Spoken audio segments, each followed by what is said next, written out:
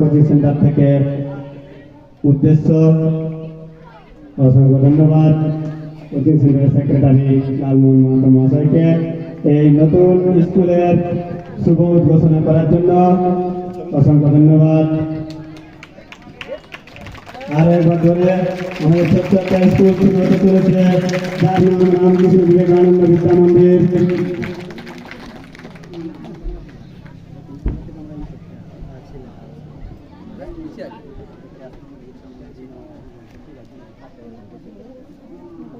ঠিক আছে, খুব সুন্দর একটা আমরা বার্তা পেলাম। সামনে বছর 2রা জানুয়ারি 2025 থেকে আমাদের রামকৃষ্ণ বিবেকানন্দ বিদ্যা মন্দির নামে এক স্কুল শুরু হতে চলেছে। এরপরে আমাদের পরবর্তী অনুষ্ঠান উদ্বোধনী সঙ্গীত পরিবেশন করবে আমাদের কোচিং সেন্টারের দ্বাদশ শ্রেণীর ছাত্র